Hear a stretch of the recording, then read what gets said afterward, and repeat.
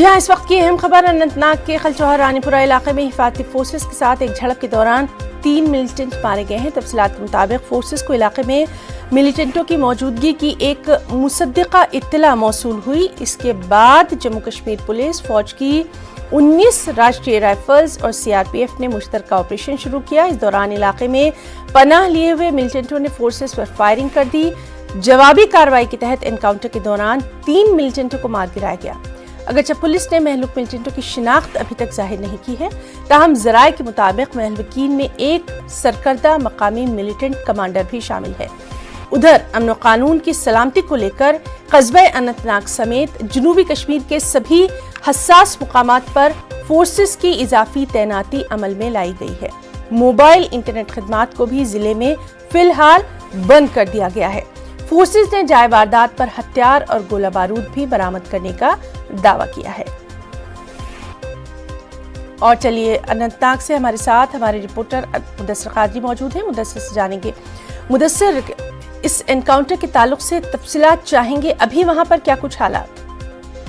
जी बिल्कुल है ना। मैं आपको पहले बता दूं कि जैसे कि आपने बताया कि ये इंटेलिजेंस बेस्ड ऑपरेशन था, जिसमें जॉइंटली जो अंजाम दिया गया है फौज की 19 राष्ट्रीय राइफल, सीआरपीएफ या फिर जम्मू कश्मीर पुलिस की अगर हम बात करेंगे तो इसके तहत जो है इलाका है फुलसौर इलाका, पहाड़ी इलाका है, तो वहां पर मिलिटेंटों का सुराग लगाया गया और ज़राए के मुताबिक उन्हें पहले खुद सुपुर्दगी की पेशकश की गई थी, जिसको मिलिटेंटों ने ठुकराया और बाद में जो गोलियों का तबादला हुआ और एक एनकाउंटर के बाद जो तीनों मिलिटेंट थे वो हलाक हो गए। और पूरा जो ये एनकाउंटर था उसके बाद पूरे जो जिला अनंतनाग में है सिक्योरिटी में इजाफा किया गया है, क्योंकि ज़राए के मुताबिक एक जो मकामी मिलिटेंट कमांडर है महलूकीन में हो सकता है, तो उस बिना पर जो है सिक्योरिटी को बीफ अप किया गया है और सिक्योरिटी की इजाफी तैनाती अमल में लाई गई है।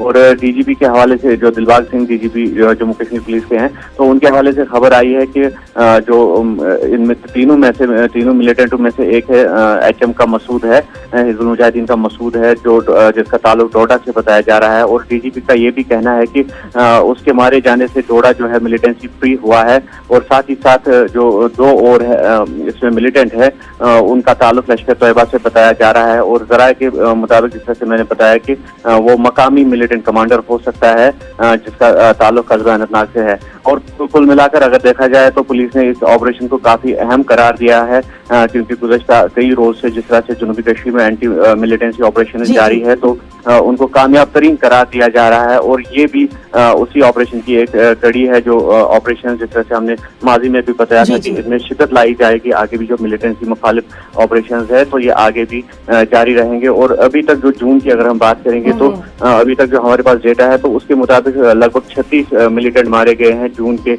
इस महीने में। तो पुलिस का साफ तौर पर या फिर सिक्योरिटी एजेंसी का साफ तौर पर ये कहना है कि जिस तरह से आईजीपी विजय कुमार का भी हवाला हमने दिया था कि मिलिटेंसी फ्री जो साउथ कश्मीर को बनाया जाएगा आइंदा चंद दिनों में, और उस वाले से जो ये ऑपरेशन है उनमें आगे भी शिद्दत लाई जाएगी। जी मुदस्सिर, तो जितनी अभी तक आपने तफसीलात फराहम की हैं उसके मुताबिक सिक्योरिटी बेहद पुख्ता कर दी गई है, चूँकि हसास इलाका है इसलिए वहाँ पर खास नज़र भी रखी जा रही है। जी बिल्कुल, जिस तरह से मैंने बताया कि एक मकामी मिलिटेंट कमांडर हो सकता है इसमें, हालांकि पुलिस ने उस बारे में तस्दीक नहीं की है। डीजीपी के जानिब से खाली एक का नाम आया है, वो मसूद है जिसका ताल्लुक डोडा से बताया जा रहा है, और बाकी जो 2 मिलिटेंट है उनका ताल्लुक लश्कर तैयबा से बताया जा रहा है। और उसमें एक जो है सरकर्दा कमांडर है जो पुलिस को मतलूब था गुज़श्ता चंद सालों से, और उसका ताल्लुक जो है कस्बा अनंतनाग से है, तो वो महलूकीन में हो सकता है। और दूसरा जो मिलिटेंट है उसका ताल्लुक जिला कुलगाम से बताया जा रहा है। तो मकामी होने की वजह से जो लॉ एंड ऑर्डर बिगड़ने का खदशा रहता है, तो उस हवाले से सिक्योरिटी को मजीद पुख्ता कर दिया गया है। चाहे सीआरपीएफ की अगर हम बात करेंगे या जम्मू कश्मीर पुलिस के दस्तों की बात करेंगे तो उनकी इजाफी तैनाती अमल में लाई गई है। चाहे जिला सदर मकाम अनंतनाग की बात करेंगे या जितने भी सेंसिटिव प्लेसेस है जिला में या फिर साउथ कश्मीर में, वहाँ सिक्योरिटी को बीफ अप किया गया है ताकि अमन कानून की जो सूरत हाल है उसको बहाल रखा जाए। जी मुदस्सिर, बहुत बहुत शुक्रिया आपका तमाम तर तफसीलात के लिए, और लगातार इस बेहद अहम खबर पर हमारी